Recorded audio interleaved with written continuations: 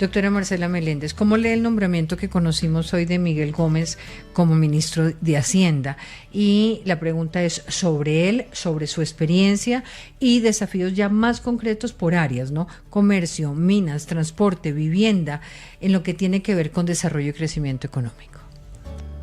Te voy a contestar en desorden y decir primero algo que creo que tenemos que decirnos, y es que todo lo malo que le pasó al país no le pasó en los últimos 4 años. Es cierto que hubo muchas cosas que se enredaron, que hubo muchas cosas que se destruyeron, que hubo, entre otras, capacidad técnica al interior del gobierno que se destruyó. Pero digamos, no era como que veníamos en un camino muy bien y de repente se nos dañó. Y yo creo que es importante que nos digamos eso para ver hacia dónde construimos, porque no podemos reconstruir hacia el pasado. Realmente hay cosas que tienen que cambiar. Cuando uno piensa en el sector salud, y empiezo por donde no es, por los retos específicos. El tema de corrupción es un tema, pero hay una cantidad de temas de diseño del sistema que hay que abordar y que de pronto... Totalmente añejos. Sí, y que este gobierno posiblemente leyó mal, pero es una realidad que en el país disperso, en las zonas rurales, no hay servicio. Tenemos que pensar en un modelo dual, pienso yo, en ordenar el tema del aseguramiento en el sector urbano y en pensar cómo uno extiende un tipo de servicio distinto. FEDesarrollo saca algunas ideas al respecto en un documento de salud y por primera vez vamos a estar... ¿Lo vamos a conocer mañana? Y por primera vez vamos a estar hablando de frente de crimen organizado, entendiendo que el tema de seguridad hay que entenderlo como un problema de desarrollo. A mí me preocupa mucho que pensamos como en silos y pensamos que una gente experta por allá habla de seguridad, otros de productividad, de crecimiento, otros de reducción de pobreza y desigualdad. Al final todos los temas están entrelazados y en un país como el nuestro ni se diga. Entonces, por favor, hablemos, y ahí sí me devuelva la pregunta tuya, de las competencias que tiene que tener la gente que va a estar al mando, porque no creo que sea solo un tema de corrupción, creo que es un tema de construir los cuadros y incluso si uno trae al gobierno gente que no es absolutamente experta, gente que sea capaz de aprender rápido, porque estamos en una coyuntura en que no podemos aprender despacio. Creo que es un momento de como unas crisis potenciales que todos estamos viendo sobre la mesa y que hay que contener rápido. ¿Qué pienso del nombramiento del ministro de Hacienda? La verdad tengo muy pocos pensamientos al respecto. Es, digamos, un nombramiento inesperado en el sentido de que no ha estado sobre la baraja, no es uno de los economistas expertos que uno diría que te estamos todos diciendo, alguien que le da señal fuerte al mercado. Había muchos en la baraja, se elige en otra dirección, es una persona formada en economía. Yo lo que espero es que sea una persona y creo que es imposible no serlo en una coyuntura tan particular, con la responsabilidad que requiere el momento, ¿no? Para entender rápido, para rodearse bien, para rescatar los cuadros. Internamente en el Ministerio de Hacienda todavía hay cuadros importantes de gente que está pensando las cosas. Cuando decías lo del empalme, yo pensaba, hay algunas cosas que desde fuera uno no alcanza a ver bien, incluso, por ejemplo, todos los temas de cómo se ha ido...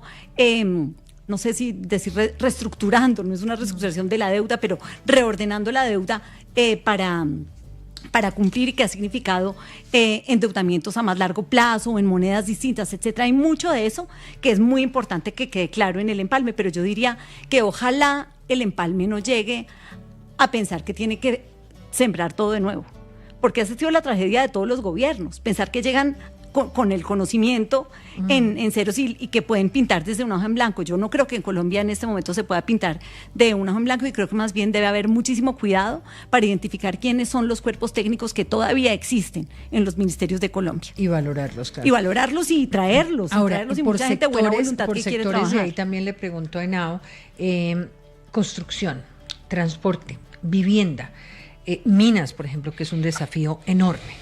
Minas, digamos que me imagino que no en términos de crecimiento, pero sí en términos de solución.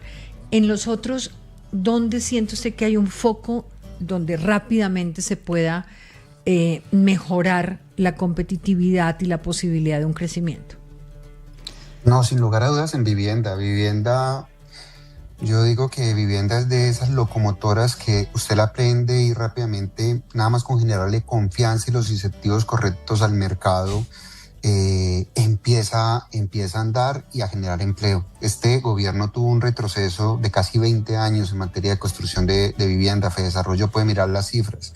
Casi que cuando uno va y examina a un paciente y empieza a mirar si tiene fiebre, pero si además si tiene fiebre, está deshidratado, empieza a sacar el diagnóstico. En vivienda todo se dio. Las iniciaciones cayeron, las ventas cayeron, el licenciamiento cayó, la empleabilidad cayó.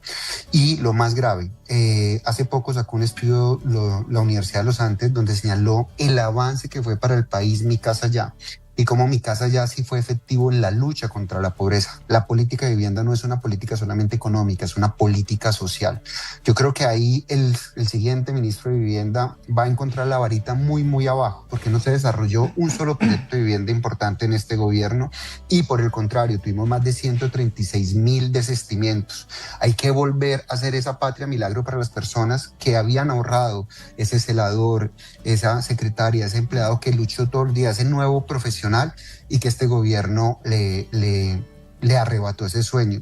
Y yo creo que un tema fundamental, Diana, el fenómeno del niño y el riesgo energético. Yo creo que tenemos la vulnerabilidad, se vuelve cada vez más cara alta, para el decía país. Juan Ricardo Ortega hace pocos días, estuvimos apagados en varios barrios de Bogotá durante un espacio de tiempo muy, muy alto. Si no lo supo, eso fue el sábado, entre el sábado y el domingo en la noche, creo. Si me permite, yo voy a disentir sobre lo de vivienda. Yo quiero disentir un poquito porque lo veo de otra manera. El sector de construcción de vivienda es uno de los sectores que más subsidios del Estado recibe. Cuando yo pienso en ajuste fiscal, siempre pienso, bueno, ¿y cuáles beneficios hay por ahí que tal vez no deberíamos estar dando? Con todo respeto, se ha pensado siempre y se ha usado el sector de vivienda como para darle un empujón, es cierto, al crecimiento económico, pero son empujones de corto plazo, ¿no?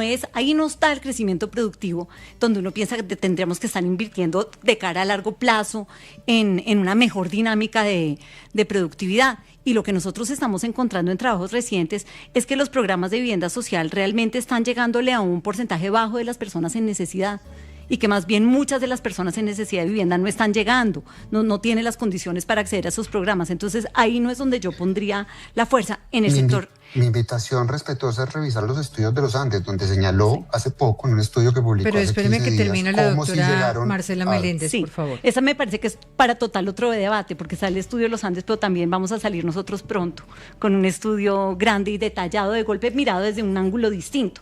Porque, digamos, yo nunca diría que no hay un efecto sobre crecimiento en el corto plazo cuando uno empuja la construcción, sin duda.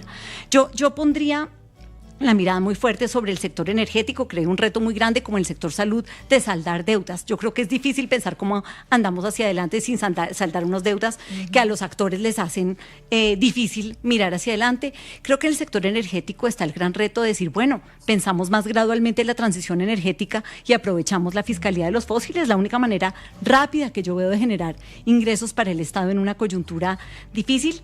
Creo que hay un tema de realmente una institucionalidad muy rota cuando uno mira la entidad reguladora, que estuvo descabezada, digamos, incluso durante el gobierno Duque. Y en esos dos mismos sectores precisamente, claro, energía y salud. Donde uno dice, uno necesita unas reglas claras de juego y no las estamos dando. Para mí, poner el país a crecer requiere unas reglas claras de juego desde donde estamos dando las señales. Entonces, en el sector mineroenergético, sin duda, y digamos necesitamos gente experta en temas regulatorios y de pronto repensar la CREC, que se volvió una cosa grandísima.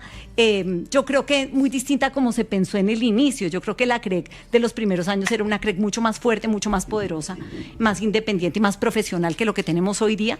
Y también en el sector de infraestructura, de transporte y de logística. Creo que ahí hay un tema tremendo, porque es un sector que se quedó detenido, y ya no hablando de vivienda, sino hablando de vías, pero hablando también de aeropuertos, puertos y de todo lo que requiere un proceso de estructuración largo, donde pues paramos, entonces vamos a ver cómo se retoma, pero de nuevo necesita uno gente adentro de verdad experta en los temas y digamos que se dedique a la minucia. Yo estoy viendo con mucha preocupación los proyectos de las 4G y las 5G que están enredándose y se están yendo a fallos internacionales, donde las cortes internacionales están fallando en contra del gobierno de Colombia, y generalmente el reclamo al gobierno de Colombia es por no tomar decisiones, y no tomar decisiones que luego se vuelven en fallos en contra de la nación de billones y billones de pesos. Entonces se necesita gente capaz de gestionar contratos. Yo creo que hay los vacíos técnicos, si me dices, con fuerza tendrían que ir a los cuerpos reguladores y a todo lo que es la armadura que necesita el sector de infraestructura para funcionar.